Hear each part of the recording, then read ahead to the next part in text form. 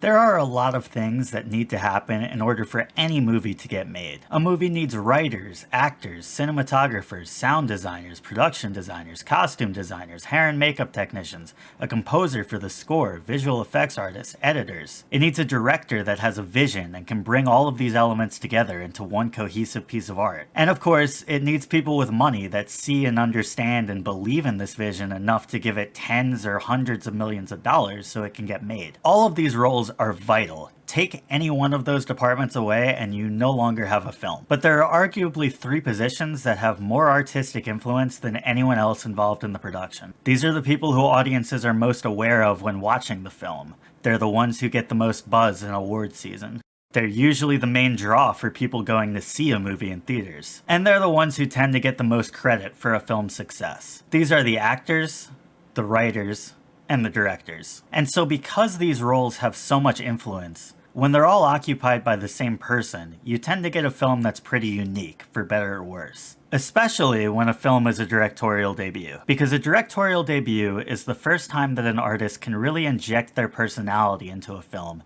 and create something in their vision. It's often a film that clearly has a lot of passion and soul behind it, because a lot of times a directorial debut is something a director has spent years thinking about and trying to get made. And additionally, Hollywood is a ruthless environment, and once you get funding for one project, there's no guarantee that you'll get another shot. So when that idea gets a green light, the director really puts their all into it. That brings us to our main characters, Dev Patel and Julio Torres. Monkey Man and Problemista are two very different films with vastly different tones and subject matter, but they do have one thing in common: the undeniable level of passion. Dev Patel has been in the spotlight as an actor for over 15 years in a variety of roles, but the one type of role he hasn't been able to secure is an action star. Listen to him describe his experiences trying to get cast in an action movie. You know, I'm a huge fan of the genre. Yeah, and I just, I never had access to it. Looking like this gangly, Indian dude.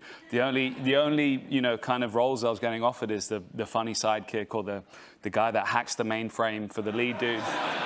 So like, I was like, I got to write this thing myself. Now, to be clear, Dev Patel is not some out-of-shape average Joe. He has a black belt in Taekwondo. But purely because of his appearance compared to the look of the conventional Hollywood action star, there was very little chance of a production company accepting his pitch and going through the process of bringing on writers and a director to get Monkey Man made. So he had to write it himself. And not only did he have to write it, he also had a lot of pressure to get it right. Because if he can convince Hollywood to make him this action star and take a risk, and it flops, he's not going to get another chance. And not only is he not going to get another chance, it's going to be all the more difficult for the next actor from an underrepresented ethnic group to get their passion project made as well. And then even after going through all that work and putting so much into it, Netflix still almost didn't let this film see the light of day. Thank goodness for Jordan Peele seeing this film and giving it the theatrical release that it deserved. It's clear that Patel getting the chance to be an Indian action star and represent a marginalized group is not something he takes lightly. I got into cinema watching Bruce Lee,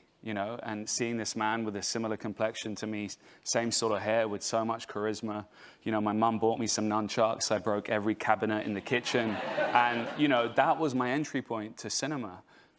So for me, this is about all the marginalized and all the voiceless coming together in this action film to challenge the status quo, and I'm super proud of it. There's so much culture, and it's vibrant and violent.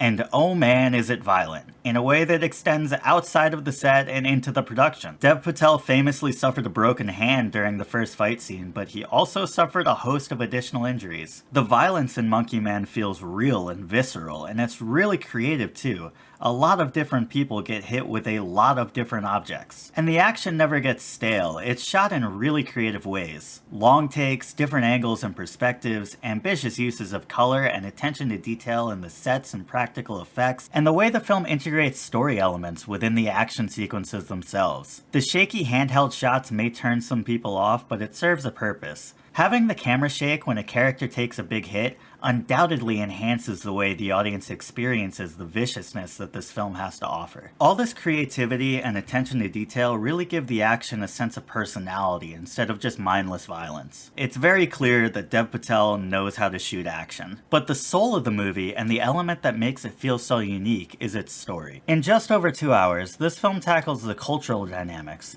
the history of our main character and his experiences with these cultural dynamics, the reasons why he sets out on this revenge quest, how he goes from being a below-average fighter to someone who can take out an entire room, and blending all of this together. For the most part, it works. The way the film slowly reveals information about both our main character's plan and his motivations adds to the suspense and intrigue as the story builds. And it culminates in a third act that is absolutely electrifying and an ending that feels satisfying and fitting, and perhaps most importantly, concise. The third act of this film knows exactly where it wants to go and does not waste a moment getting there, and once it does get there, it doesn't linger. It knows the precise feeling it wants to leave the audience with and does not have any second thoughts about doing so. And this confidence is something that manifests throughout the film and goes hand in hand with Patel's clear passion for it. Patel knows what he's trying to make, and he also knows that he's more than capable of making it. And it's very easy to see why. Julio Torres does not have the extensive filmography of Dev Patel. He only has a few credits